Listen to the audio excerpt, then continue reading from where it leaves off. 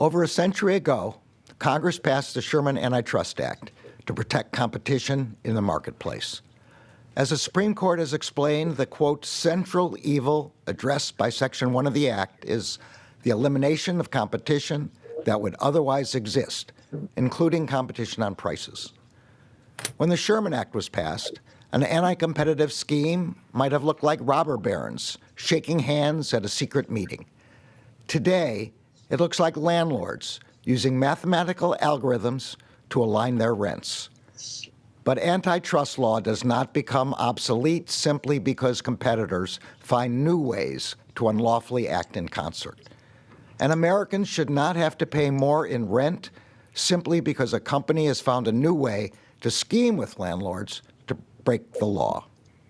So today, after a nearly 2-year investigation, the Justice Department, joined by 8 states, has sued Realpage, a commercial real estate software company, for violating the Sherman Act. And welcome to the This Week in Worcester podcast. My name is Tom Marino. I am editor of This Week in Worcester. This is John Edward Keogh. He is executive producer of Manny J Media, and that was Attorney General Merrick Garland announcing that the federal government and 8 states have sued Realpage, which is a story we covered in the past. Includes also a civil lawsuit by a class action group against a number of real estate companies, including 2 that do business in Worcester. They are, I'm going to forget both of their names now. Help me out. Wind companies and oh my goodness, Tom, it's hard. Another company that's the biggest that we're both too dumb to remember, which is the largest property management company in the world that has two properties in Worcester as well. So just kind of a follow-up here. We wrote about this. Of course, Wind Companies is one of the top executives at that company, is former city manager. Greystar, thank you, is the other company. Wind Companies with former city manager Michael Bryan is an executive there. He, of course, is unlikely to have been the person who selected what software they use, but nonetheless, it is relevant that, former city manager is at a company that's named in class action lawsuit relative to price fixing of rents. I mean, does it feel good to be justified, Tom? Does it feel nice to have a story that we break our way? That I personally received criticism for, but nonetheless. Turns out, now, the big part of the story is Attorney General Garland there was that 8 states joined in the lawsuit. Let me just get the list so we can not get fact-checked live. But one of them is not Massachusetts. That's right. Right. Hold on, I am doing it. So the 8 states are North Carolina, California, Colorado, Connecticut, Minnesota, Oregon, Tennessee, and Washington State. Those are the 8 states that have. Now, if you go to our story, Tom had done the research to find all the states. There was many more states that were in the originating lawsuit in Tennessee that led to the raid in Atlanta. So those other states haven't joined yet. But if you go to the DOJ's website and actually go there, the other 14 states didn't say that they weren't going to join. They just haven't filed there's like a friend of the briefing. And if you go look at those states, most of the time they don't file joint briefings with anybody. They only file individual briefs. So it's a very normal practice at this level of lawsuits that states will join into suits like this afterwards. And then there's another thing is there's other states that might join even later, which if you remember the tobacco lawsuits, what happens is there's going to be a hearing that relates to whether or not a judge says that this case can go forward or not, right? Probable cause hearing at the very beginning. If this passes probable cause, I expect almost every state to join this lawsuit, similar to the tobacco companies' lawsuits. Eventually, all 50 states joined into those because the notes, if you look at the notes, man, They you don't do an antitrust lawsuit unless you got it. You got to have it. This is such a hard case to prove, but the DOJ seems to think that they have this case pretty good. So Yeah, and typically when the federal government gets on, the federal government is not efficient at much. The Department of Justice is incredibly efficient. When they, take legal action, whether it is file charges or file a lawsuit, yeah, they usually have you. Typically when you have, especially in a criminal case, which this is not, but in a criminal case, if you get federal charges, that is usually your bum. That is usually your behind. So just and real quick, so again, Tom had gone on the radio. For those of you who have watched, if you followed this story, and he had gotten some criticism for including wind companies in this lawsuit, and specifically naming former city manager Michael Bryant. And one of the things that he was criticized about specifically by a series of people on Twitter, because no one ever wants to actually say anything anymore, was about how they would approve whether or not data was shared through there's two specific software, YieldStar and another one called AIRM. If you go to page 7 of the complaint, and I understand I'm not asking everybody to go to the DOJ website and read it, but specifically in the contract they sign with YieldStar and AIRM, the individual landlords agreed to share nightly lease level information on each unit, and that is how you manipulate rent. That is that is exactly why these laws are in place. They right off the bat. So Tom, I hope you feel justified because you were, and that alone, that one single piece, even if this doesn't result in anybody getting arrested, shows that they were manipulating the data. And that's probably the linchpin of the case. And it's one of the first items on page 7. So anybody who wants to fact check us, go to page 7 of the DOJ complaint, section 18, and you'll be able to see Tom was right. Tom was right. I mean, it wasn't that hard. There's a gigantic lawsuit that's involved everybody on the planet and a bunch of real estate companies, 2 of which do business in Worcester.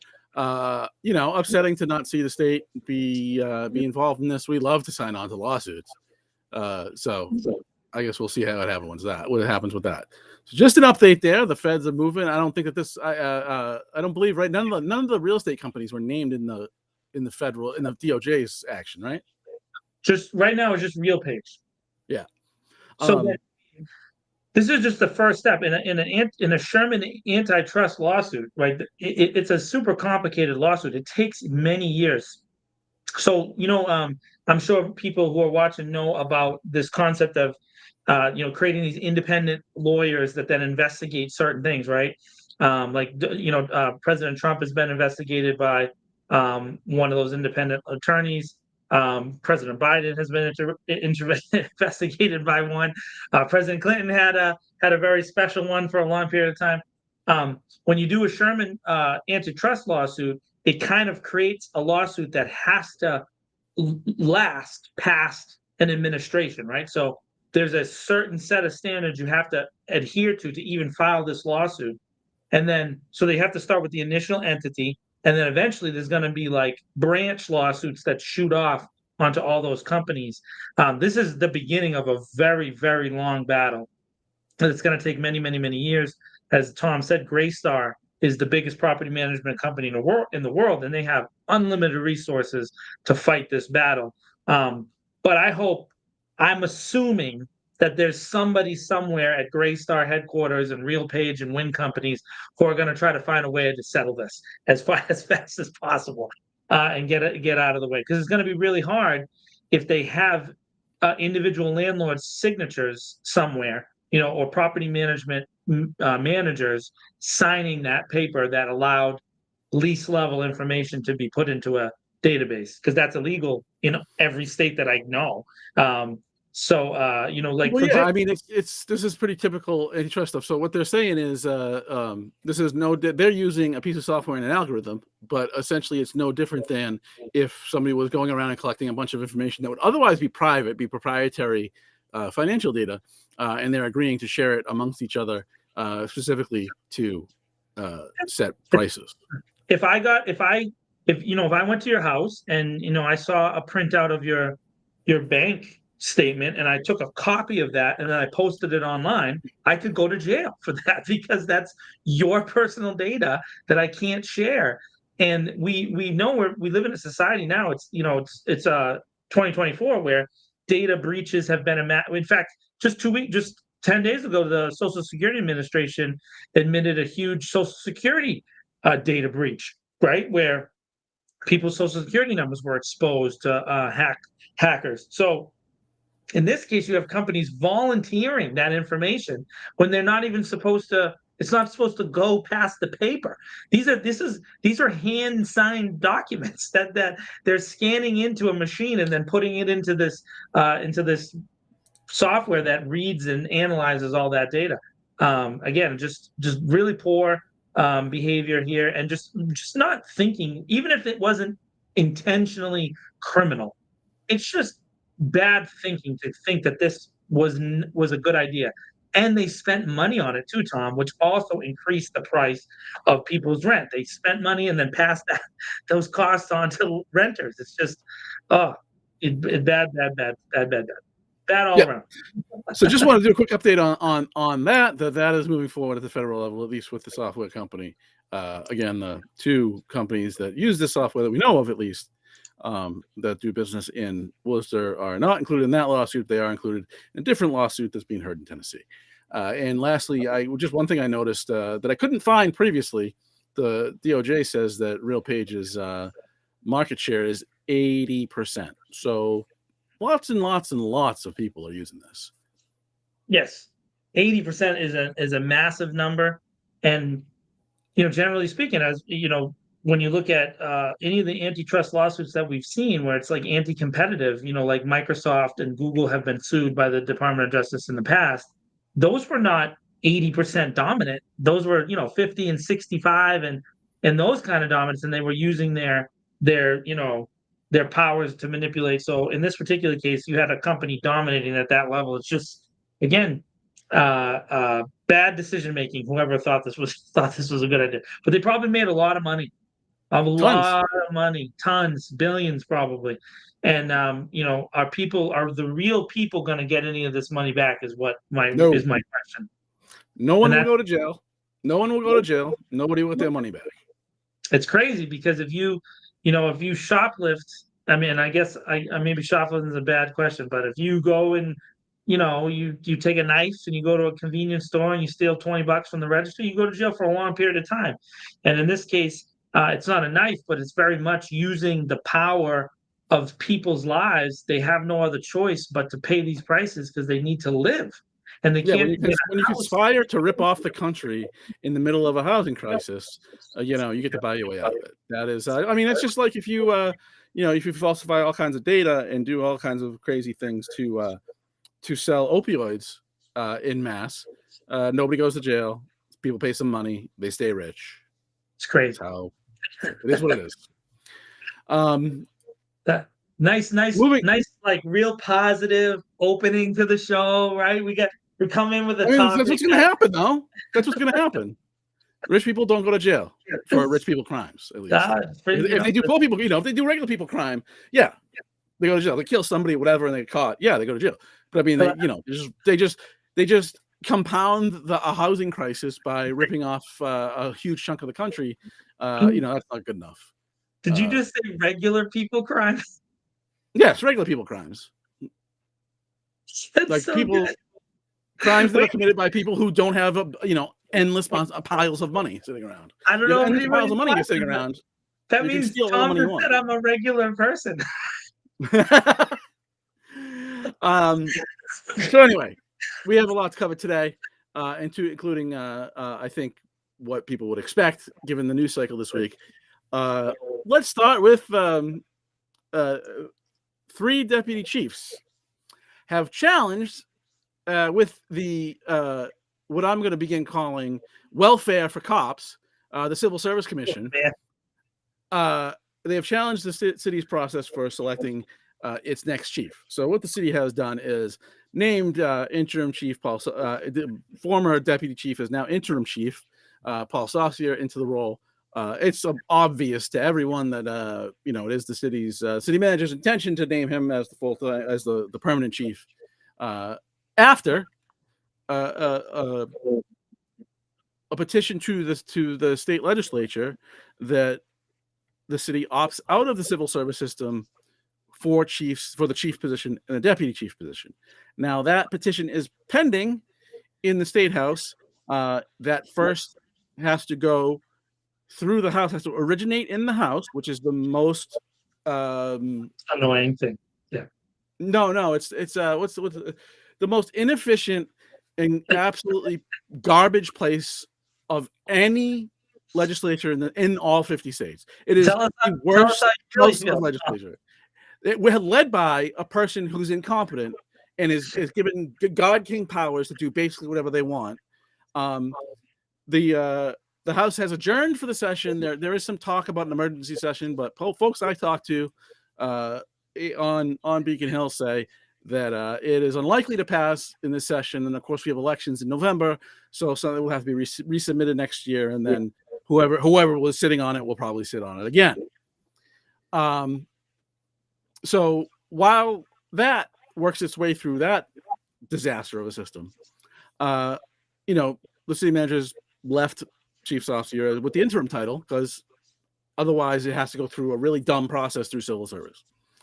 And these three deputy chiefs, Sean Fleming, Edward McGinn, and Carl Supernor, I hope I'm saying his name correctly. I apologize if I'm not. Have gone to the Civil Service Commission and said that the city's breaking civil service law by doing this. You can't just appoint an interim position until whenever.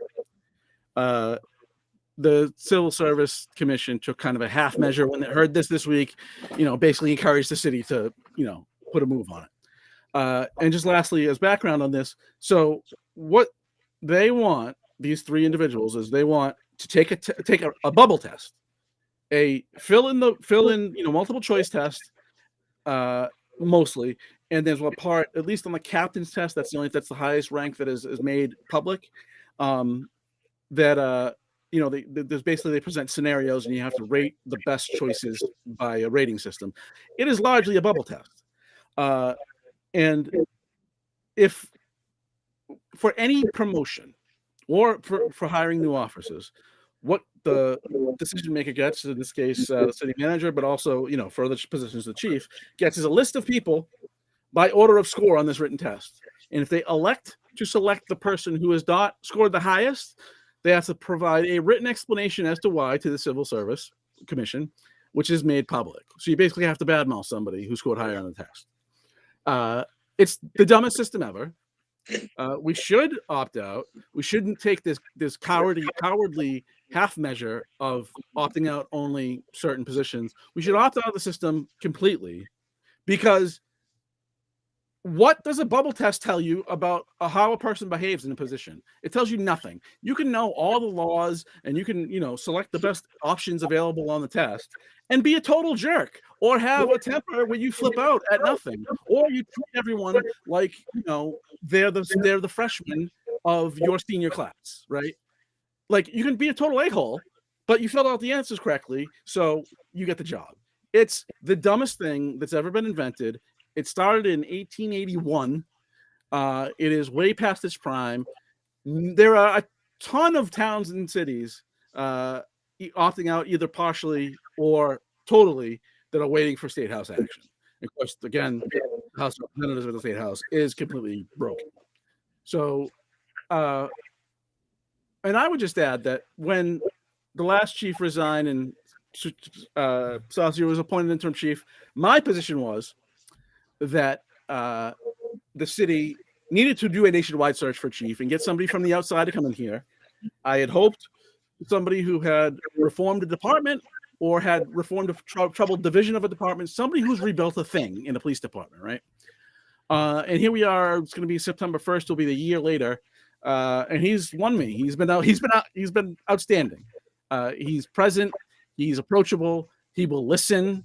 That doesn't mean he'll agree, but he will listen. He's seemingly everywhere you turn, he's there. He's doing, and as far as police performance, complaints against officers are down. Body cameras are helping that, but nonetheless, that's the facts. Complaints against police officers are down. There has been no big scandal. It's actually somebody with leadership qualities in a leadership position at the police department. And like me, I'm not the only one who is having confidence built in this police department with this leader. And these people care about the city so much that they want to take a test because they want the job. It's disgusting. It's. I could not think of a thing that you could do to just put on a billboard, I don't care about the city at all. They try and take this chief out, the first chief in 20 years who's had a brain. And clearly, now you can see that some of the policies that he's put in place are apparently, even despite the fact that we have performance that we can measure that's better, right? We've documented evidence that what he's doing is good, not just in actual statistics, but also in the response from people in the community, right? I know that when he came on Manny's show, there was a big positive feedback for him when he said that he didn't want to stay for a long period of time. He wanted to make the chief's position something that got changed over on a regular basis. And then he said he wanted to be able to fire cops that didn't do the right thing, which I don't understand. I have a lot of friends who are cops in the department that I talk to quite a lot. I don't understand why they would say that they would be against that. It doesn't make any sense. Job for life. That's what they want. Job for life. Now, this is just, again, I don't know everybody in the police department, and there's a certain group of cops that would never speak to me ever anyways. Right. And there's more than one reason why. But the group that I talk to usually complains about the cops that have done bad things and don't want to be associated with them. So what to me it looks like is these three particular deputy chiefs would be maybe part of that group that people are complaining about, right? Because maybe they have hid things, or they have shuffled things along, or they haven't done the right thing. And when we have a breath of fresh air, right? You would think, hey, let's breathe this in, and let's go and invest in this, in what we see to be a good thing. Universally, this guy has been responded to as like, and he really did have a lot to overcome to get that, because we just assumed that it was in the bag, that it was another situation, that it was just the same old, but he's done pretty well. Maybe not everything has been right, but he's definitely had a better response. Just the fact that he comes on, he talks to you, he talks to me, he talks to Manny, he goes out into the public. He's definitely been a front-facing officer. I've actually seen him walking beats with his officers and stuff more around downtown, not necessarily on every single neighborhood, but I've seen him out and about, which is definitely not something I ever saw Steve do. I just never saw him do it. So it just doesn't make any sense. This seems like, again, let's a callback to the past. Let's do things the way we used to do it, because the way we used to do it is the way that things get done. And I can't help but mention, but today, I saw I was at the Worcester Caribbean, the Carnival Association event. Was wonderful. Thousands upon thousands of people. And the police were there. They were there. They were, and the organizers of the carnival, they went out of their way to have a larger police presence and also to have private security. But I thought that you could see that the officers were regularly engaging. It was a completely different thing that you haven't seen. They were talking to people. They were involved, and that's what you want, right? Isn't that how we want a city to be? We want the people that protect us to also like us. Yeah, that'd be nice. It would be nice. A national night out this year, which was just a couple weeks ago. Yeah. Compared to last year, it was night and day. The last year, the police had their booth in the extreme corner of the event. There was police officers mulling around, people in the street was down at the time. So people, there's police officers in the street, and it's not like there was no, it wasn't like they were all just huddled in a corner. But the kind of official presence, the booth, was really huddled in a corner. Yeah. And then there was the rest of the event, and that was, it was just one way that it was completely different this year. I don't know if that was intentional or not. I don't know if that's just a different mindset. Maybe I'm reading too much into it, but I noticed it. I mean, I couldn't help but say, I mean, the last 5 years, the National Night Out has been the Sheriff Lou show, and it's just about Sheriff Lou and what Sheriff Lou does. And this year was different. It was definitely more involved. There was more agencies around. It seemed like there was engagement, even between the sheriff's department and the police department. There was engagement going on between the two groups, and that to me is a marked difference.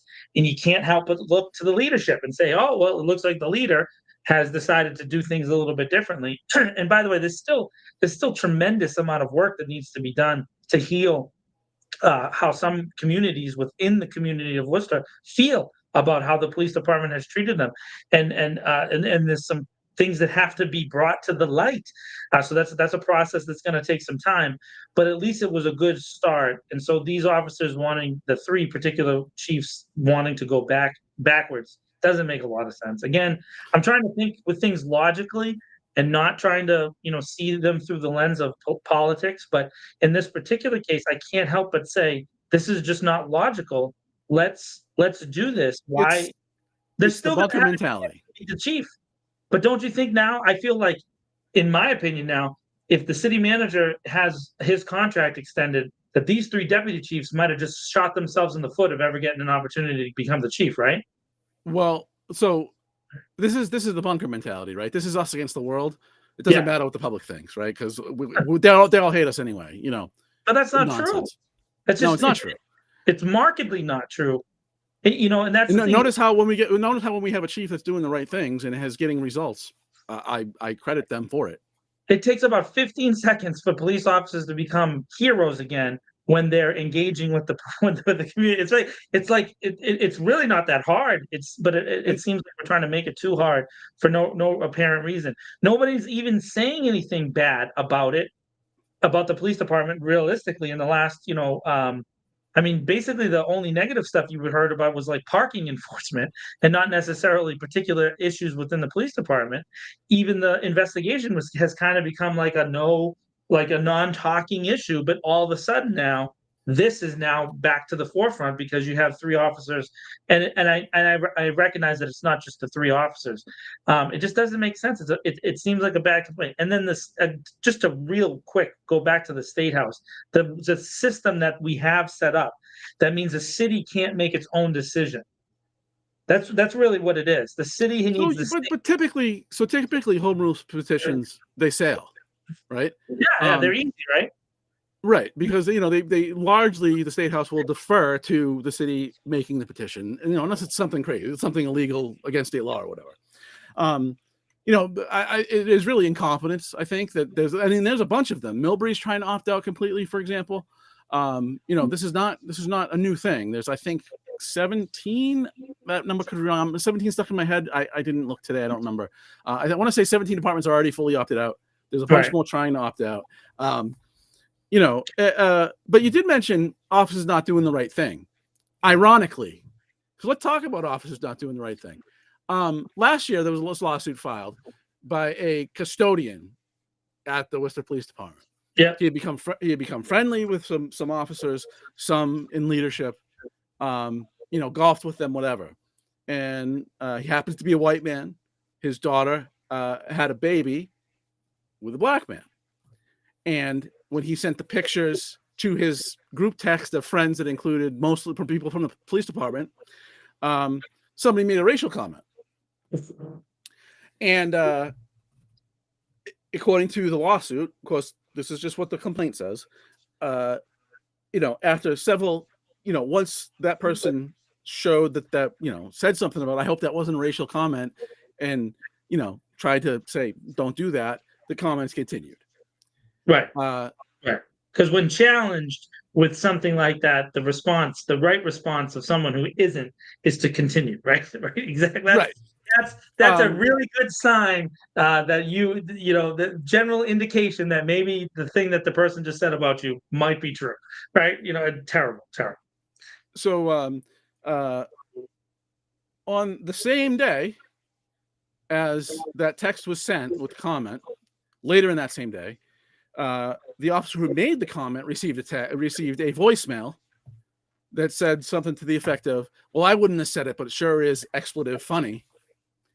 And the person that left that voicemail was Deputy Chief Edward McGinn. No way. And when the internal investigation questioned him about it, he could, quote, not explain the context of that voicemail. He also went on to say, so this person is now suing because said that they were part of a campaign of retribution, because he eventually informally reported it to somebody who was very upset to hear what had happened.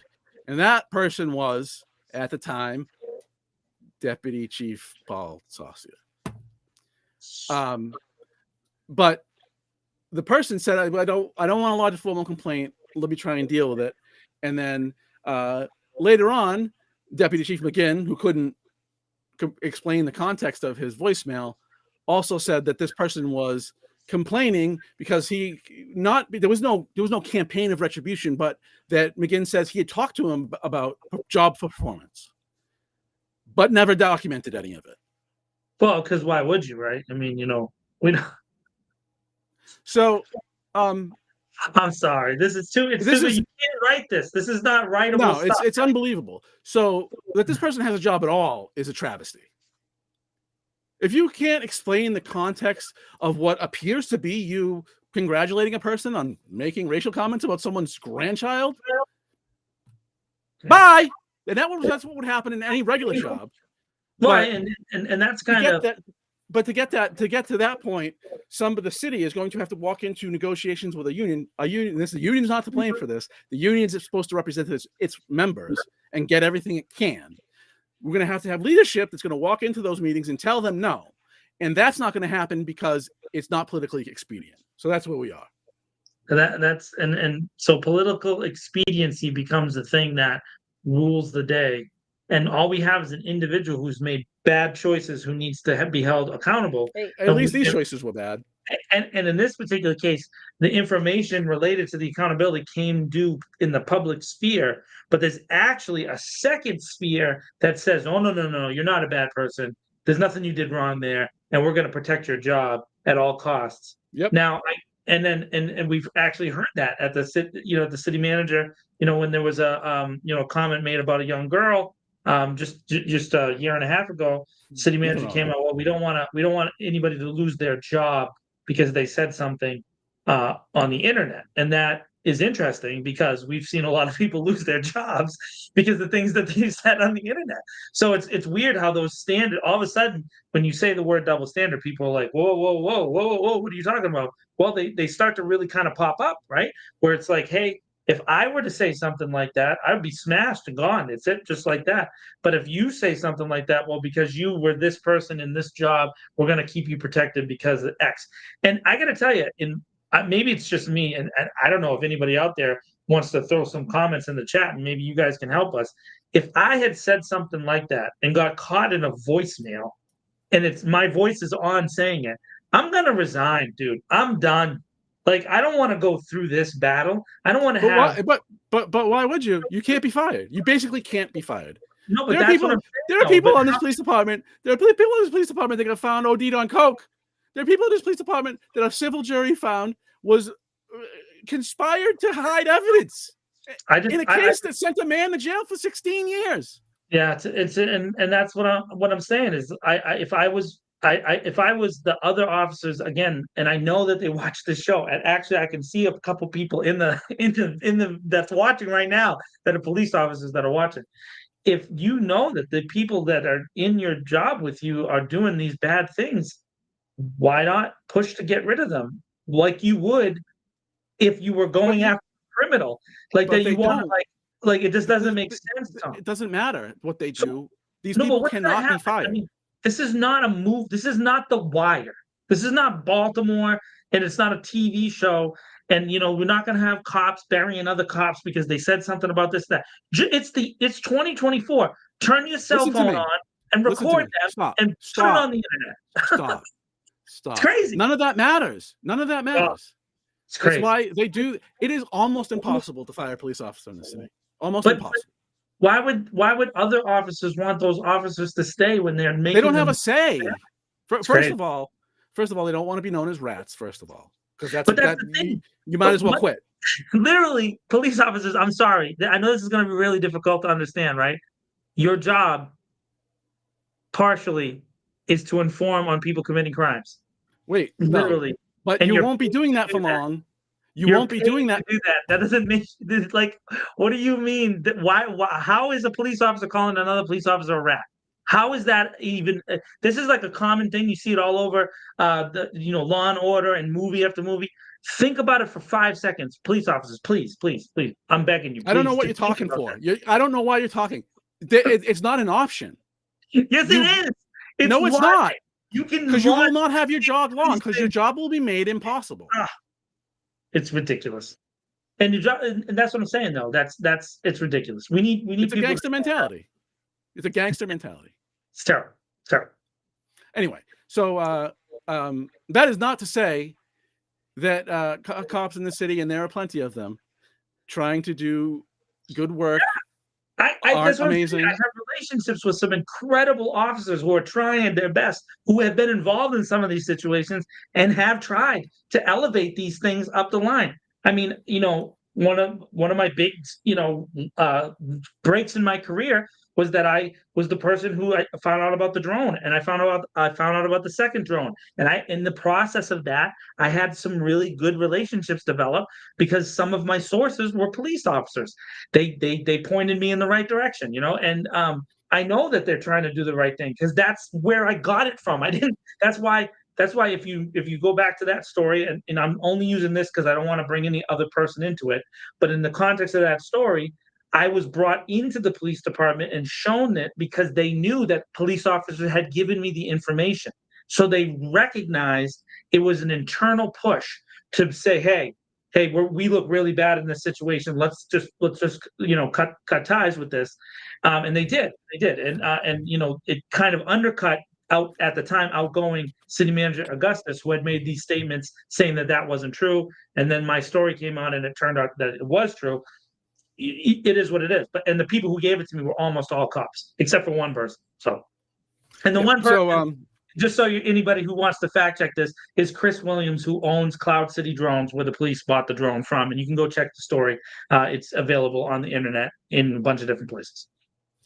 Yeah. So not only am I supportive of me,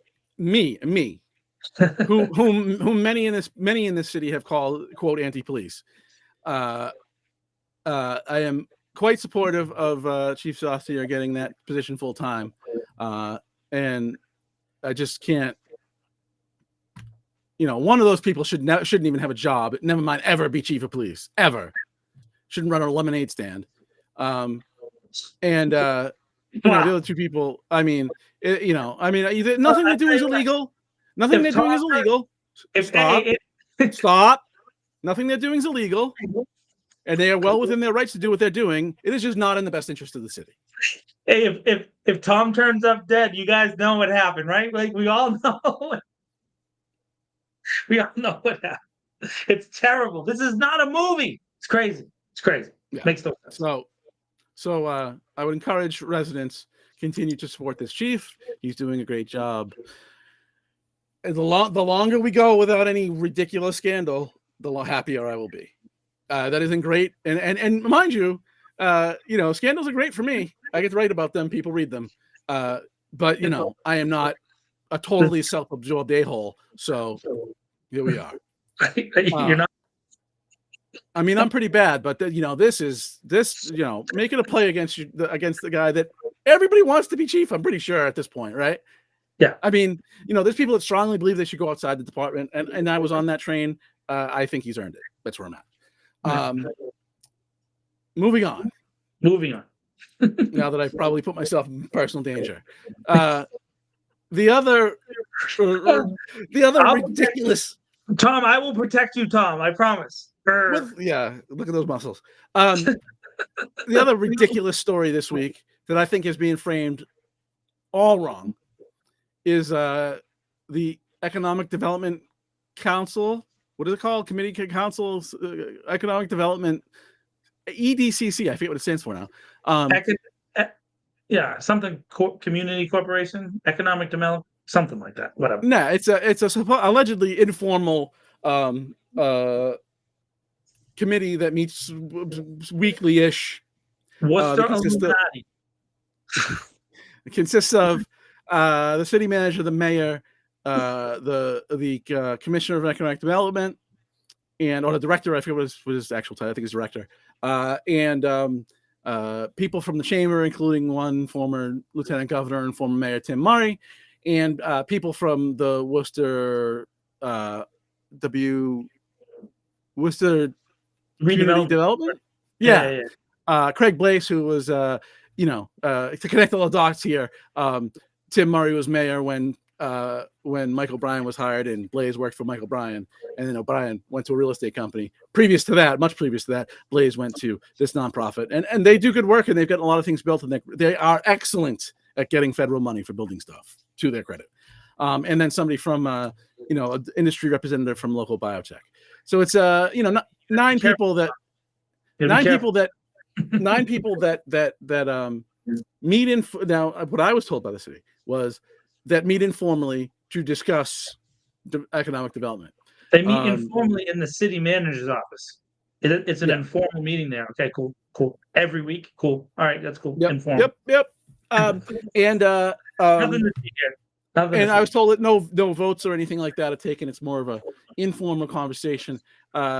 Reporting by the Worcester Business Journal in 2015 said that it listed a bunch of other people that used to be involved that apparently aren't anymore. But it also said that it had a executive committee, which was the city manager and Tim Murray, really. And then they taking shots.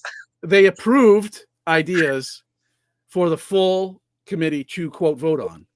The city tells me that's not how it works. I'm just telling you what the Business Journal said in 2015. So they have, I've never even heard of this thing before. This is all news to me. Never heard of it before.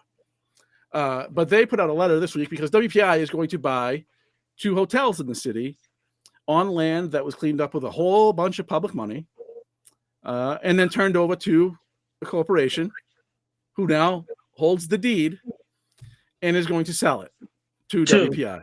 Right. And then what happens when they get sold to WPI? And then, so it's going to take about, between the real estate tax and the hotel tax, it would take over $1.5 million off of the tax rolls for a year. And so people are outraged. And I just asked one thing. If the city once held the deed on this land, why is there not a deed restriction? This country, many years ago, when it started funding, white flight to the suburbs, a lot of those suburban homes at one time, it was in the deed. You couldn't sell it to a black person. And we can't put a deed restriction in, so it can't be sold off the tax rolls. Sure, we could. But you know why we don't do that? Because that would be anti-business, and that would be communism or something. And so, protecting anything that protects regular people and protects taxpayers, that's communism. So, are we saying that there's no deed restrictions in the city right now, Tom? Oh, I'm sure there are, but I'm sure that they're not on corporations, on big money.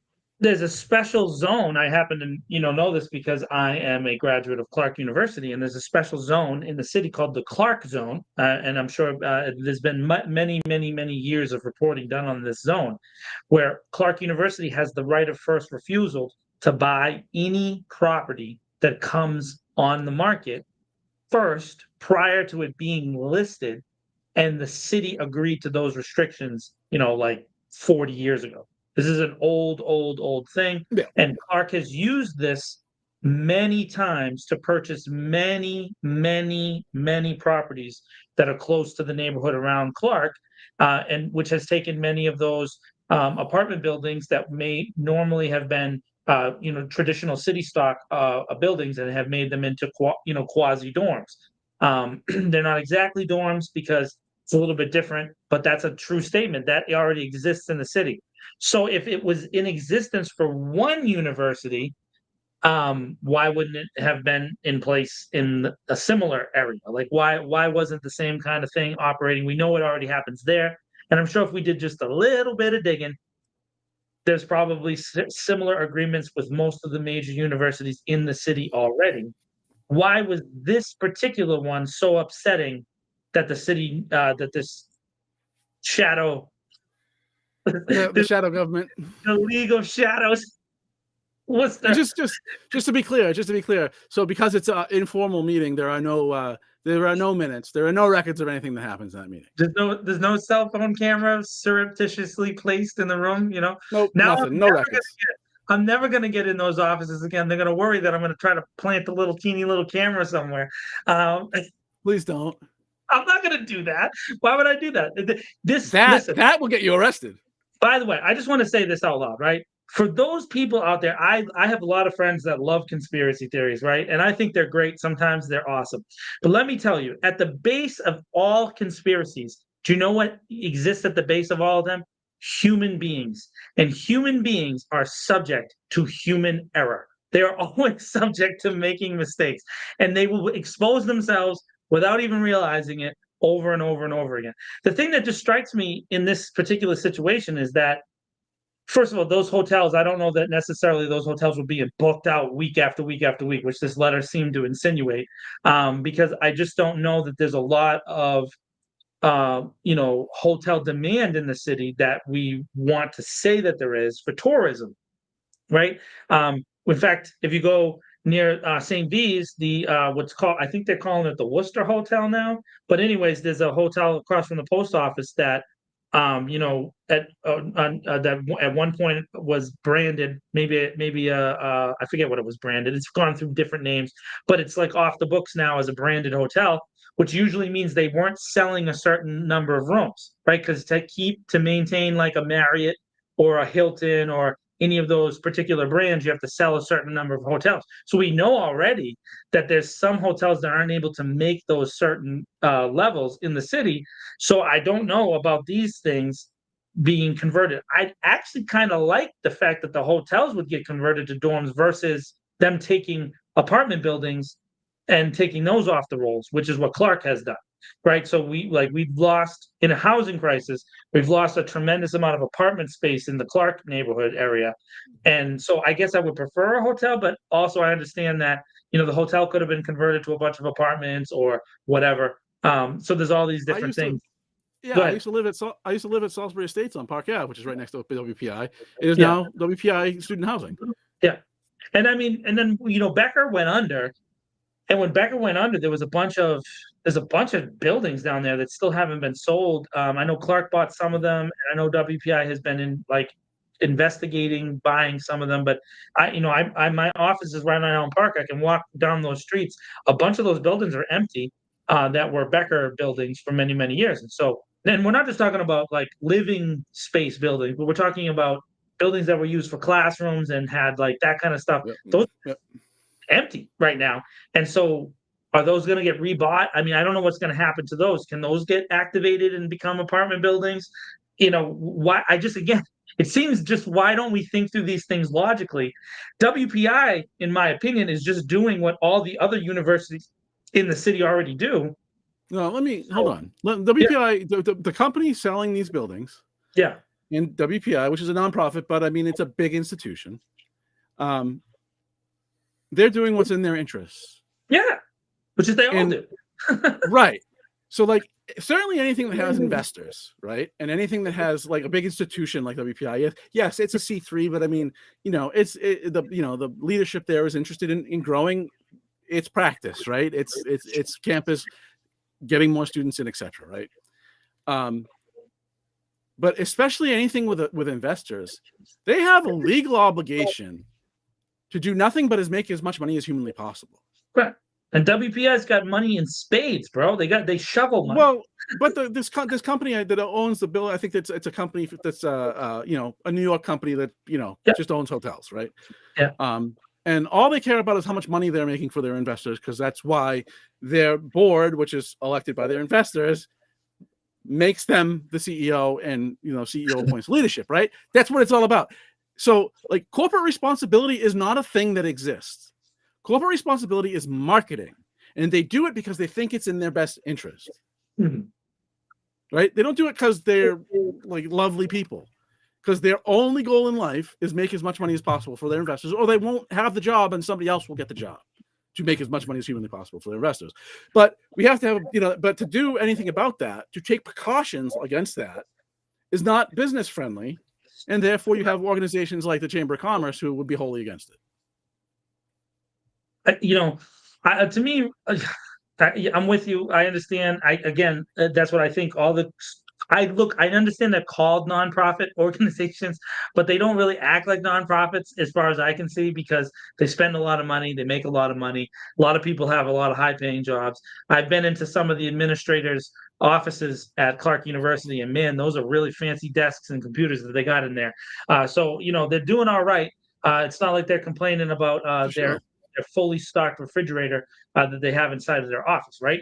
So I just don't really look at them in the same way as I look at like a local nonprofit that operates out of, I don't know, there's a bunch of nonprofits in the Village on King Street that are not the same as WPI and Clark University. They're just not the same entities, and they're not even generally close.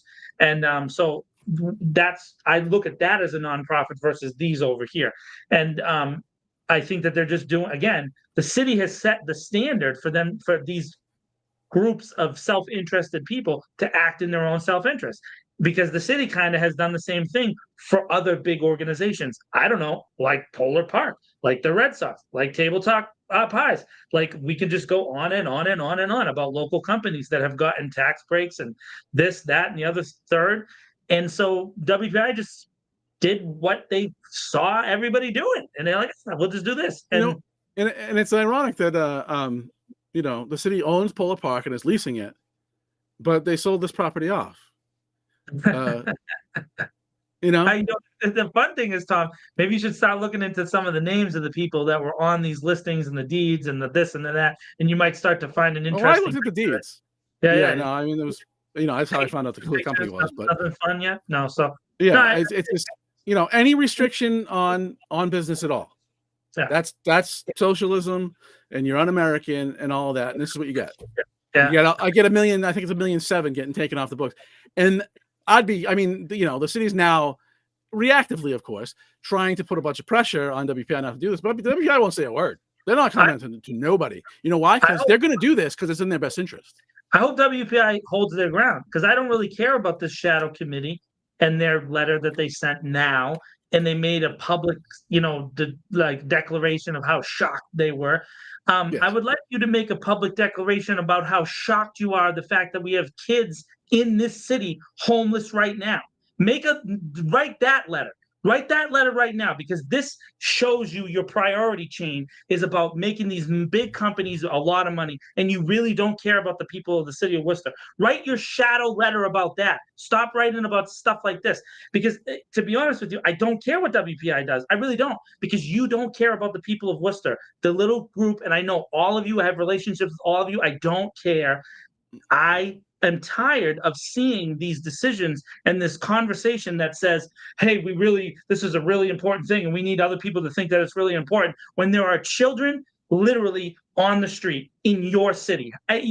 Shame on you. Shame on all of you for making a letter like that the priority versus the things that need to be prioritized. You don't do the right thing consistently. And what this does is it fuels the fire of conspiracy in the city of Worcester, that everything is done behind closed doors, secret, hush, hush, wah, wah, wah, and that there's a secret committee that governs everything. All you've done is show people that that's probably true.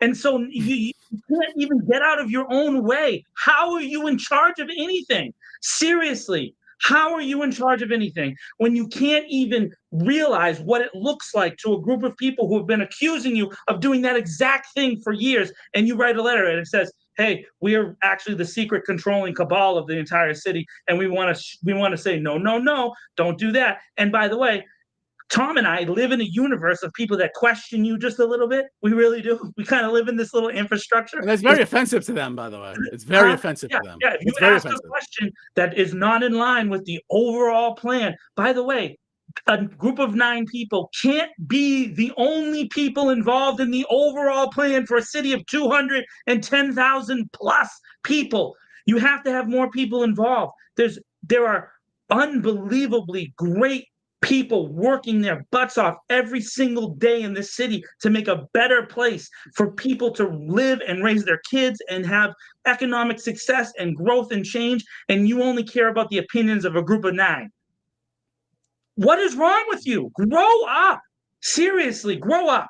It's ridiculous. It's unbelievable. Well, and the best thing is, oh no, I'm sorry, Tom. But anybody who gets on that train on Facebook and starts making the comments and starts saying, "Oh, well, you don't agree with the city manager, oh, and you don't agree with this, and you don't agree with that. You must be this, you must be that." Well, look me up and know what I'm about and understand me for a second. I'm trying to make you think logically.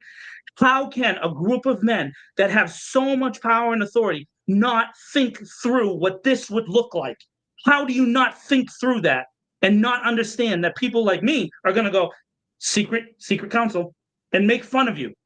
Because that's what it looks like. Dude, we live in an internet age where everything's a meme. You literally made yourselves into a meme with one letter. Ugh. Yeah, I don't even know why. Like, they were just so upset that they had to. They're just like, oh, by the way, we're something you've never heard of before. You know, it's you know, and all of this, you know, I've said this before, but all of this economic development that's so supposedly making us such a great city. We're the 7th lowest median household income of 59 cities in the state. So I don't know. Waiting for their accomplishment. This massive investment in tourism. How's that working? Do we have tourism? No. Well, that's actually, we should mention that. We should mention that these 2 hotels going away will also and 25% of the city's hotel capacity. There is some concern that events that may already be booked, you know, stuff that's planned well ahead, certainly with the hotel capacity would be left with. Things like the NCAA tournament coming back here is in jeopardy, and other things would be in jeopardy. So that's the tourism angle of it. But let me just hit that point. You know, I work with Manny and Manage Media. I own Hollywood Film Group. I'm also a part owner of Dead of Winter Entertainment. These are three companies, just 3, that were originated here in the city of Worcester, that have focused on building and designing economic things from the ground up here in this city, making opportunities for the people here. What you just mentioned, the NCAA tournament, is a singular event from a national organization that randomly awards cities based on how much they kiss whoever happens to be the president. Our former governor, Charlie Baker, currently right now is the current NCAA president, and they get an awards. And of course, part of what Charlie Baker's post-governor tour is he's going to steer one of those games to Massachusetts. Oh, look what I did. Just like Mitt Romney did with Utah and the Olympics. So that it's this huge constant, you know, everybody gets on the gravy train. The problem is it's not sustainable economic development. You have to develop it from the ground up. We literally have thousands of years of proof. This is not something I'm just pulling out of my butt and saying, hey, you know, this is what it is. It doesn't matter what the system is. It doesn't matter if it's, you know, the serf and king system. It doesn't matter if it's communism, socialism, capitalism. It doesn't matter if it's. And by the way, we don't even live in a capitalistic economy. We live in a subsidized corporate economy, because corporations receive subsidies which allow them to have a benefit level that a smaller company can't. But there are small companies doing the work to bring those things into the city and to have them be sustainable forever. That's who you should be investing in. So if you're watching here and you're like, oh my goodness, the NCAA is not going to come back to the DCU Center, which is already priced out everybody who wants to go to those games anyways. Why don't we invest in something local right here? Hey, there's a basketball team right here in the city, the Worcester Majors, owned by Poppy Pay, a young kid who's from the city of Worcester, youngest person ever to own a basketball team. Nobody wants to invest in him. Why? Because you're so looking at these big, giant corporations to save the day. Stop over there to save the day. Do it right here. You have it right here. As somebody who once owned a team in the American Basketball Association, yes, you did. I tell you that is a gigantic waste of time, and he will get no support from anybody. Well, I support him. A con man runs a thing. An 86-year-old con man runs a thing. Yeah, but I would have supported you if I had known you back then when you owned an ABA team, and I completely understand what you're saying. What I'm saying is that system of not having local support is set up by this system that looks to the outside, to these big companies, because, hey, if X company comes to Worcester, they're going to bring the gravy train. But that's not always the case, because then they leave. Even Well, local. no, it's why, look, if you're building like if you're a business to business company, it's a little different. But if you're a business to consumer company, why would you move to Worcester? Nobody has any money. It's that simple. And you know how you do it? You invest in education, you invest in skills training, you help people develop entrepreneurship. There's a great agency here in the city, E for All, that develops entrepreneurs. Manny's a graduate of it. There's a bunch of people on this chat that are watching that are graduates of that program. They're having amazing opportunities. There's a bunch of ground level organizations that are doing this despite no support from the secret cabal government that you just exposed with your letter. We know that you don't support us, so we're not even going to worry about it. It doesn't even matter. I don't even care what you think about us because you're not going to support us anyways until we are successful, and then you will get on the train. When we're successful, you'll go, oh, I want to be a part of that, and you'll change your mind completely. But you should start thinking about doing it now. Yeah, I mean, if you want to change the economic reality of the city, it doesn't start with lowering commercial taxes so you can raise them on people who already have no money. It begins with building a workforce that employers need. By the way, Because take it from someone who used to be in that business, that companies spend a lot more money hiring talent than paying taxes. A lot more. Speaking of which, all the business I see in the on Twitter and on Facebook and on YouTube, I see all the different people that I know that are business owners. You see that you're all in the same chat right now watching This Week in Worcester, right? This is advertising. You want to sponsor? Let's put a little ad right here. We can put something right up over Tom's Relentless. head, right there. Hold on. What? This way. Bang, right there. Right up over Tom's head, you could put your ad right there, and that you're going to guarantee yourself economic development instead of spending money in the Telegram and Gazette. Do you still ad there? Nobody reads it anymore, right? This is the future of media is just like this. Manny J Media, the shirt that I'm wearing right here, right? Thousands upon thousands of people who watch and subscribe every day. Same thing with Tom. So we're local. We're right here. If you want to reach the people of the city of Worcester, come on. We can do it together. We're right here, right on board. Reach out. There's a million different ways we could do cool things here. Look on the wall here. Those are all movies that I'm producing. Me. Look at me. All right with the commercial. Look at this thing right here, this nonsense that I am. I'm doing that because I work really hard. And I have a lot of good relationships with a lot of people, and that is the key. Work hard, have good relationships, and do the things that you say you're going to do. Don't do sneaky stuff behind people's back. You will get caught, I know, because I'm a person who got caught doing sneaky stuff in my life. Don't do sneaky stuff. Just do the right thing. Leaders of Worcester, do the right thing. And our last subject for the day. Let's make it quick. I only have one thing to say about it, and that is we want to talk about the new grant distributions to local nonprofits. If there is a first time funded in that list, I didn't pick it out. No, so I mean, again, so I wrote a letter and I put it up on Worcester Political Dialogue, run by Jack Murray. For everybody to know, nephew of aforementioned Tim Murray, but Jack is a little different. But anyways, I wanted to give Jack a shout out. I wrote a letter responding to the folks responding to the ARPA distributions. And if you look at the list, right, at the top of the list, the people that got the most money are organizations that have existed for long periods of time and already have a lot of money, already have a pretty robust fundraising operation, and tend to culturally be in one bracket. And that bracket looks like me. So it is what it is. And then at the bottom of the list, you had organizations that have not existed as long, but have been getting funding that got a lot less comparatively, if you look at the list. What I want to say to the folks out there is they were never going to give you that money anyways, right?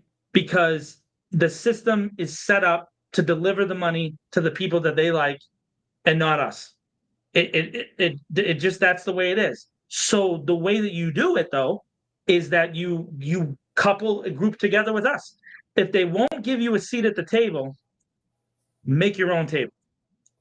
So I don't know if it's necessarily that direct. I think that it takes a lot more work to vet a new potential recipient. Well, I guess I understand, but if you go back to the ARPA, so the big thing is this is ARPA money that's supposed to help organizations that were dramatically affected by COVID. That's what this money's supposed to be. And if you look at the top of the list, those are organizations that were not dramatically affected by COVID. It just is what it is. So it's literally have blatant endless in your money. face. And they have a bunch of money anyways already. And and not only that, they also are organizations that have been in the fundraising space for decades in some cases, and in case of several of them, more than 100 years.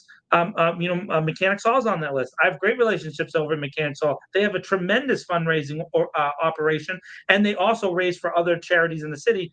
I'm sure they're happy with the money that they got, but they probably don't need it as much as some of the smaller organizations that we've just talked about.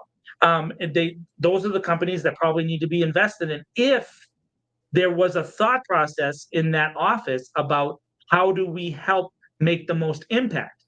$100,000 in the hands of a smaller nonprofit that's never had that kind of money is going to have tremendous immediate economic impact, particularly the ones that are on this list. They have been vetted more than once. They have been gone over, and they have been they've gone through every loop, every jump, everything that they needed to do to be on this list in the first place. And so what they're saying is that it was top weighted and it should have been bottom weighted. And I agree with them on that. But I want to say to them also, you cannot depend on the government to save the day. They don't want to save the day. It's not their function. Their function realistically is to stay in power and to continue to operate the way that they've operated because they think that it works for them.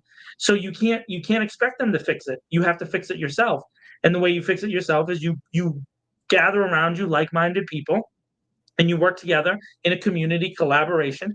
It doesn't have to be any particular political thing. It just has to be, hey, let's work together. Let's collaborate. Let's do some cool stuff, and we can get a lot done. Tom and I have a cool collaboration. Maybe we can announce it today that we're doing, right? A really unique thing that's probably going to bring some economic impact to the city of Worcester because there's people that are going to pay me and Tom for great stuff. So I think, look, we see this in all walks of life.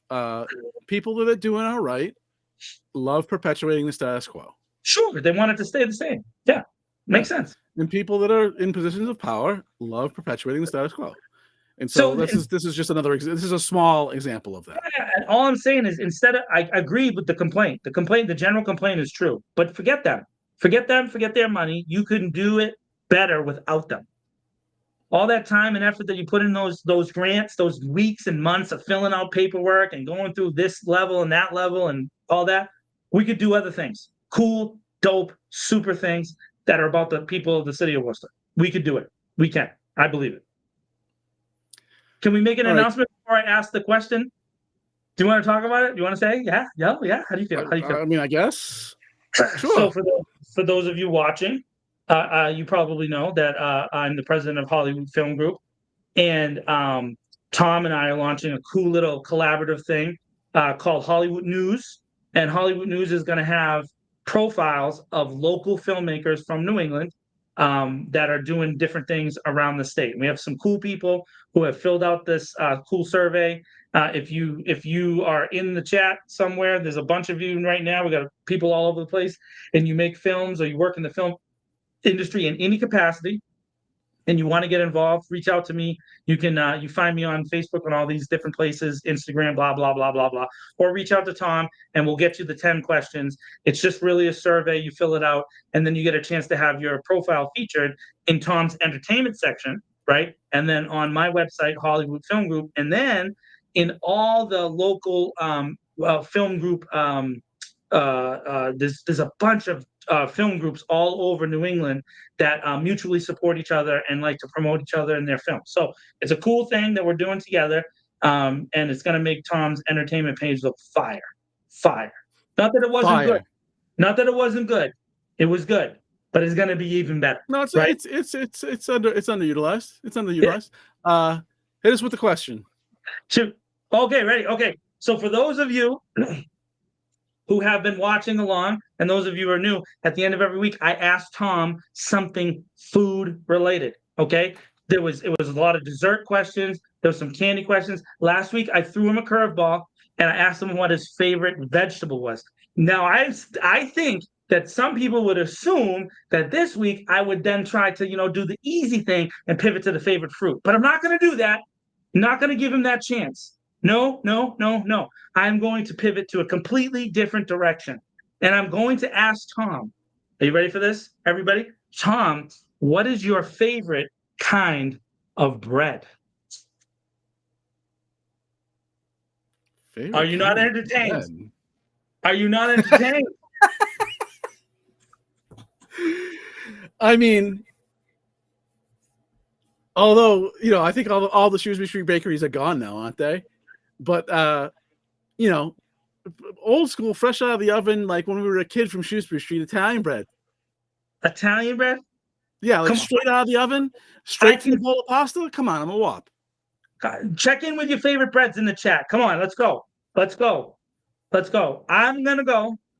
All right, I'm gonna go. I'm gonna throw this out there that I actually have a weird bread that I really like that I don't eat enough of, but I should eat more of. And I'm gonna say pumpernickel. That's right. Pumpernickel. Bro, pumpernickel, a little honey mustard. That made me so upset I got blurry. What's up with that? Yo, his camera got sick from pumpernickel. Yeah, it did. That's my camera throwing up on itself. Sam Sachs checks in with the rye bread. I love the logic. Yeah, of course. That's Sammy. That's my buddy. Hey, Sam, what's up, bro? Yeah, so the rye bread is good. That's a strong thing. Also, I am partial to sourdough.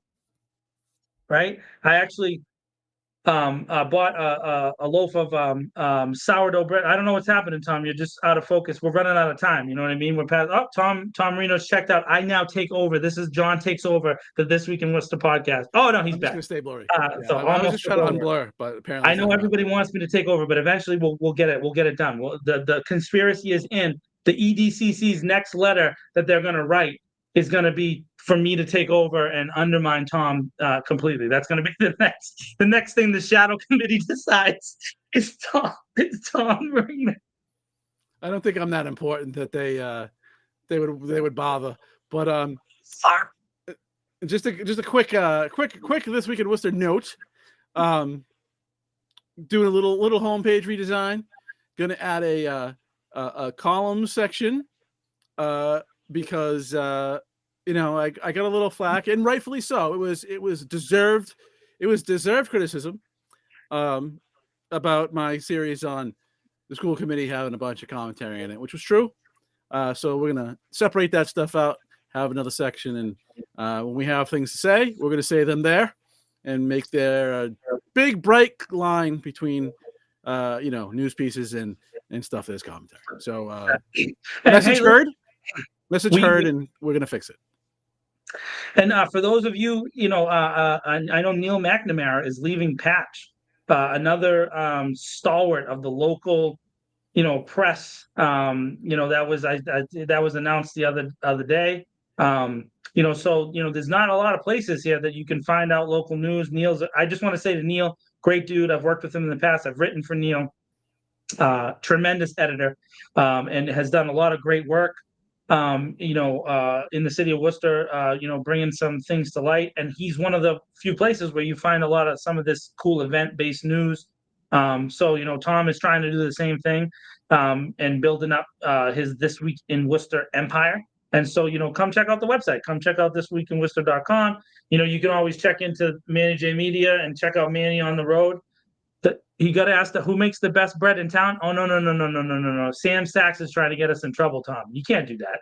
You can't do that, Sam. You can't ask who makes the best bread. Who makes the best bread in town? The first one that sponsors us. That's who. Yeah, that's true. If you'd like to sponsor the This Week in Worcester podcast, we will say that you make the best bread. That is 100% the case. 100% the case. Oh, I will. Hey, real quick shout out to Santiago's. Makes a fine Puerto Rican bread. We have no shame. That's right, Sam. We have no shame. Wormtown Productions, you want to sponsor This Week in Worcester? Pick it in, bro. We will throw a worm right here. right above me. There'll be a little worm with his little camera thing. Listen, I'm not in the bread review business, so no, I don't have any shame about my bread reviews. That's true. So there we are with another episode, but we will all the messages on X.com. Yeah, I know. That's like Twitter. That's called Twitter. There, I can't see all your messages. Yeah. So I think that will be it at 1 hour and 16 minutes. That will be it for this episode. We will try again next week and try to screw it up less. Fact check us. Fact check us. For Mr. John Edward Keogh, the executive producer at Manage Media, I am Tom Marino at This Week.